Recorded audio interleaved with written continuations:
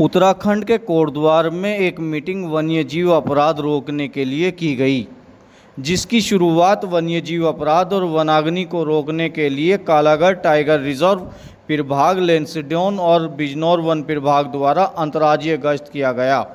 इस अंतर्राज्यीय गश्त की शुरुआत पाखरो रेंज मुख्यालय वन गुज्जर के डेरे, उत्तर प्रदेश वन रेंज बढ़ापुर, बाजार, bus stand, Harewali, Kurali, Madhupuri, Bhogpur, Morghatti one क्षेत्र में डॉग स्क्वाड एवं लाउड स्पीकर द्वारा अनाउंसमेंट संदिग्ध स्थानों की तलाशी करते हुए गश्त किया गया।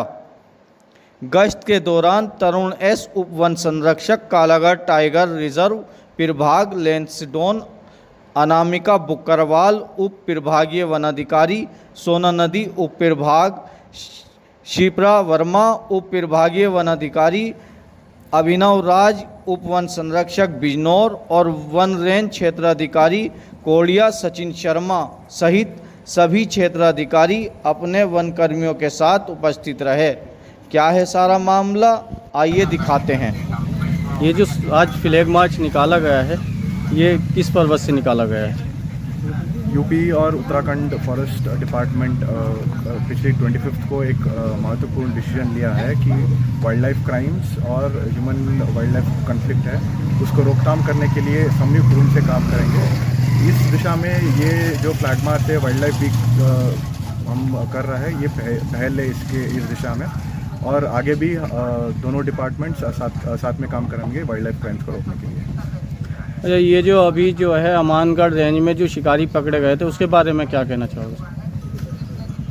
ये जो इंसिडेंट हुआ है, हम उससे हर एंगल से जांच कर रहे हैं और उन्हें जेल ही भेजा गया था और उसमें आगे जांच चल रही है। हमने जो सैंपल है, उस सैंपल को डिटर्मिन करने के लिए कि ये कितने दिन पुरानी है और एग्जैक्टली ये बाकी है या फिर क्या लेपर्ड की, उसके लिए हमने उसे WI भेजा, जहाँ से रिपोर्ट कुछ दिनों में हमें प्राप्त होने की उम्मीद है।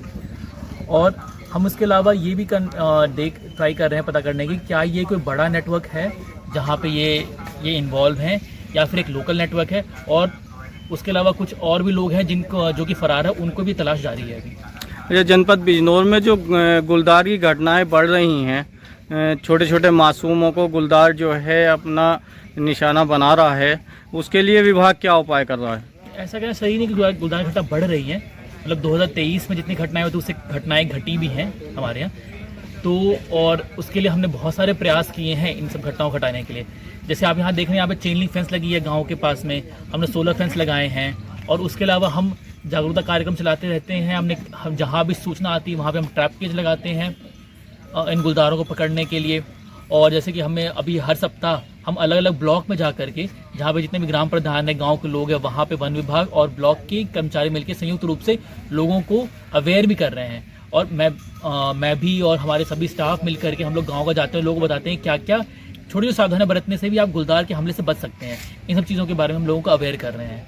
इसके अलावा हमने अभी गाँव में लोगों को एनाइडर और फॉक्साइट हमने वहाँ बांटे हैं, और इन सब चीज़ों से भी गुलदार या हाथी ये चीज़ें दूर भागते हैं और खेतों में या लोगों के घरों तक नहीं पहुँचते।